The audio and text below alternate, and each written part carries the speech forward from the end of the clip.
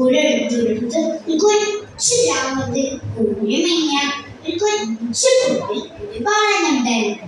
അവന്റെ പേരാണ് അപ്പു. ഒരു നേരത്തെ ആഹാരം പോലും കഴിക്കാൻ ഇല്ലാത്തതിന് അവന് പഠിക്കാനുള്ള ആഗ്രഹം വളരെ കൂടുതലായിരുന്നു. സ്കൂൾ ജീവിതം എന്താണെന്ന് പോലും അവന് അറിയില്ലായിരുന്നു.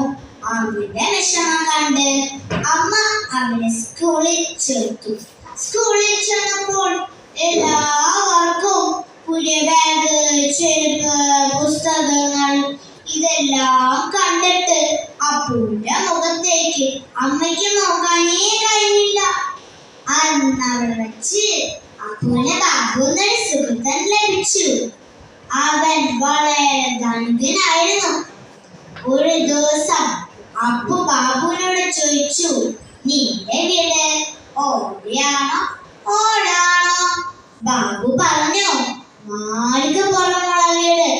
അപ്പു അതിശയത്തോടെ ചോദിച്ചു, മാളികപ്പുറമുള്ള വീടോ? അതെന്താ? ബാബു പറഞ്ഞു, നീ എന്നെ വീട് കണ്ടിട്ടില്ലേ? ഒരു ദിവസം ഞാൻ നിന്നെ എന്റെ വീട്ടിലേക്ക് കൊണ്ടുപോകാം. അങ്ങനെ ഒരു ദിവസം ബാബു അപ്പുവിനെ കൂട്ടി തന്റെ വീട്ടിലേക്ക് യാത്രയായി. വീട് കണ്ടതും അപ്പുവിനെ എത്തിപ്പോയി. ഇതെന്താ കൊട്ടാരം പോലെ ഉണ്ടല്ലോ. അവർ വാതിൽ തുറന്നതും നോക്കിയപ്പോൾ ഒരു പട്ടിക്കൂട്. അതിലൊരു വലിയ പട്ടിക്കുട്ടി. അതിന്റെ മുന്നിൽ ഒരു പാത്രത്തിൽ നിറയെ ഭക്ഷണം. ഇത് കണ്ടതും അപ്പുവിന്റെ വായിൽ വെള്ളം നോറി. ഒരു ദിവസം സ്കൂളിൽ ടീച്ചർ എല്ലാവരുമായി ഒരു ചോദ്യം ചോദിച്ചു, നിങ്ങൾക്ക് വലുതാകുമ്പോൾ ആരാകണം? ഇത് കേട്ടതും അപ്പു ഉറക്കെ വിളിച്ചു പറഞ്ഞു, എനിക്ക് ബാബുവിന്റെ വീട്ടിലെ പട്ടിക്കുട്ടിയായി മതി. ഇത് കേട്ടതും എല്ലാവരും ചിരിക്കാൻ തുടങ്ങി. എന്നാൽ ചിരിയാകുന്നവരും ഉണ്ടായിരുന്നില്ല.